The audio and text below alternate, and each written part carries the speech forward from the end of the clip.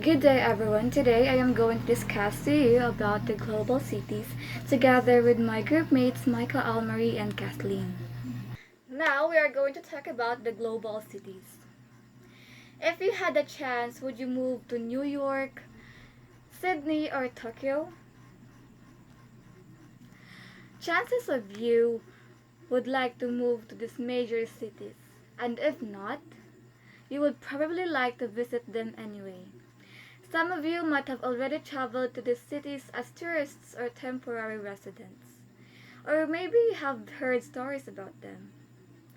You may have relatives living there who have described buzzing metropolises with forests of skyscrapers and train lines that zigzag on top of each other. So as you can see sa module nga gihatag ni ma'am, is naa dito ang pictures, a lot of pictures sa mga tourist spots ang famous nga Eiffel Tower, the city of love, that is very known to us, right? Ang ang busy city of New York, ang naangat to ang Mount Fuji sa Japan, and then pictures sa Statue of Liberty sa New York. So those places are very famous to us. You may likewise have an idea of what these cities look like based on what you have seen in movies or TVs. Do you remember when downtown Manhattan in New York was destroyed in a confrontation between Avengers, Iron Man, si Thor, si Captain America, the Hulk, and then etc. and aliens? Not all people have been to global cities, but most know about them. Their influence extends even to one's imagination. What are these places? Why are they important? And how they are relevant to you? Why study global cities? Studying global cities can provide many benefits. It can help us understanding how cities function. By studying global cities, you can learn how they develop and change over time and what challenges they face. Also, it can help us about learning the globalization. Globalization is a major force shaping our modern world, and it is deeply intertwined with cities. By studying global cities, you can learn about globalization, its impact on cities, and how cities are adapting to globalization. So far, much of the analysis of globalization in the previous lessons has looked at how ideas of internationalism shaped modern world politics. We also examined cultural movements like K-pop and how they spread through media like the internet. What this lesson will emphasize, however, in the globalization is spatial. This statement means two things. First, globalization is spatial because it occurs in physical spaces. You can see it when foreign investments and capital move through a city, and when companies build skyscrapers. People who are working in this business, or Filipinos working abroad, start to purchase or rent high-rise condominium units and better homes. As all these events happen, more poor people are driving out of city centers to make way for the new developments. Second, globalization is spatial because what makes it move is the fact that it is based in places. Los Angeles, the home of Hollywood, is where movies are made for global consumption. The main headquarters of Sony is in Tokyo, and from there, the company coordinates the sale of its various electronics goods to branches across the world. In other words, cities acts on globalization, and globalization acts on cities. They are the sites as well as the medium of globalization. Just as the internet enables and shapes global forces, so too do cities. Globalization is not just a process of interconnectedness among different regions and nations, but it is also characterized by the spread of ideas, information, and culture across different parts of the world. One way in which globalization is spatial is in the movement of people, goods, and capital between different regions. For example, global supply chains and production networks allow goods to be produced in one part and then shipped to another, creating long supply chains that connect different parts of the globe. In addition, globalization has also led to the spread of different cultural practices and attitudes across This can be seen in the spread of global brands, music, and fashion across different parts of the world.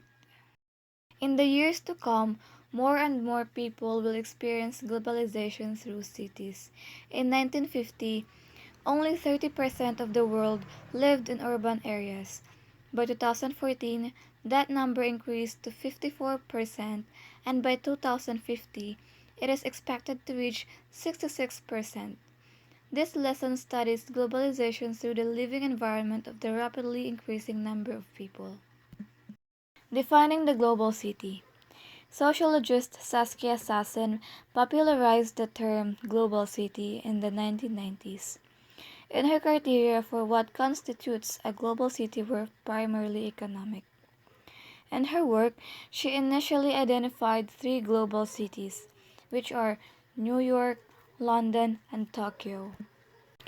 These cities are often the largest and most important cities in their respective countries and have a significant impact on the global economy and culture, all of which are hubs of global finance and capitalism. They are the homes, for instance, of the world's top stock exchanges, where investors buy and sell shares in major corporations. New York has the New York Stock Exchange, London has the Financial Times Stock Exchange, and Tokyo has the Nikkei. The amount of money traded in these markets is staggering.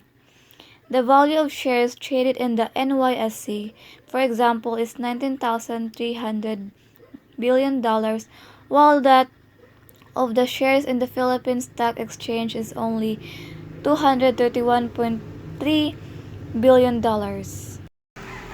Limiting the discussion of global cities to these three major policies, however, is proving more and more restrictive. The global economy has changed significantly since Sassen wrote her book, and any account of the economic power of cities today must take note of the latest developments.